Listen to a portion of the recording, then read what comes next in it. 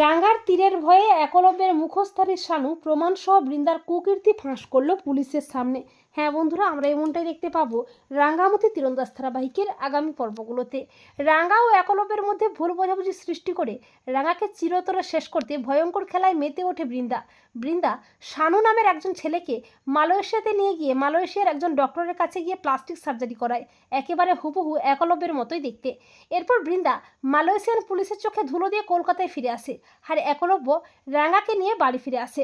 সবাই মিলে বাড়িতে আনন্দে মেতে ওঠে। এরপর কুসুমধারী গ্রাম থেকে গ্রামের মানুষজনেরা রাঙ্গাকে ফোন করে সম্বর্ধনা জানিয়ে রাঙ্গাকে কয়েকদিনের জন্য গ্রামে বেড়াতে রাখে।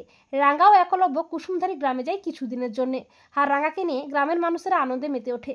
এরপর শুরু হয় শয়তানবধের উৎসব। এরপর বৃন্দার প্ল্যান মতো শানু একলব্যের চেহারা মতো প্লাস্টিক সার্জারি করে কলকাতায় ফিরে এসে কুসুমধারী গ্রামে আসে রাঙ্গাকে শেষ করতে।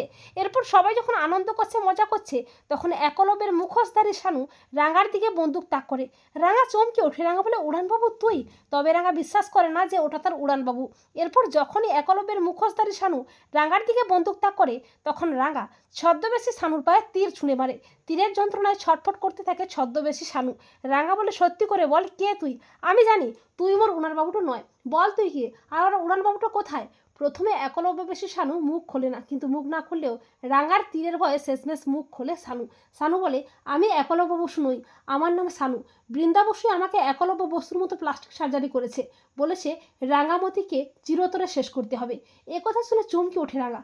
এরপর রাঙ্গা তার উড়ানবাবুকে উদ্ধার করে। রাঙ্গা বলে, বড় বৌদিটো, তুই অনেক অন্যায়টা করেছিস, তবে আর নয়, তোর পাপের ঘোড়া পূর্ণ হয়েছে, এবারে তোকে তোর অন্যায়ের শাস্তিও পেতেই হবে।